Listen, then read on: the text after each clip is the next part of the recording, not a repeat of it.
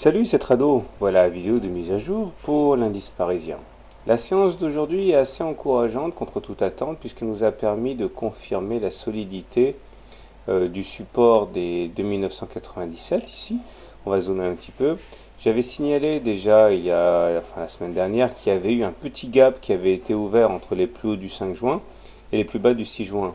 Et la séance d'aujourd'hui a permis justement de venir combler le gap et de rebondir. Donc ça c'est une très bonne chose parce que ça veut dire qu'il y a eu des haussiers qui étaient en embuscade sur ces niveaux et qu'ils ont profité des soldes pour entrer.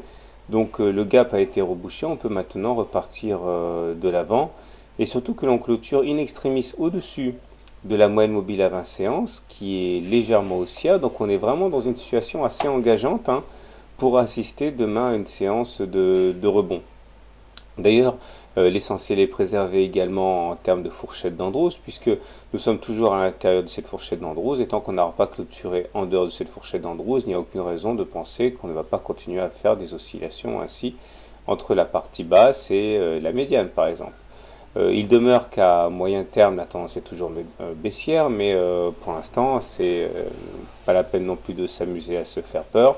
Je dirais que la séance d'aujourd'hui est encourageante. Donc pour faire simple, c'est toujours déprimant à moyen terme, mais à court terme, ça reste quand même assez positif.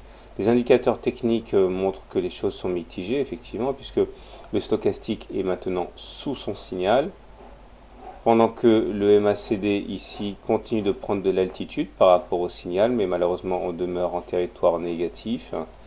Et dans un contexte où le momentum, ici, lui par contre, affiche clairement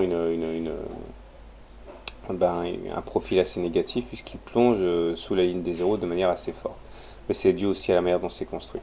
Donc pour faire simple, demain je pense qu'on peut décemment envisager de faire des plus hauts par rapport à aujourd'hui, mais il ne faut pas se leurrer par rapport à la tendance de fond.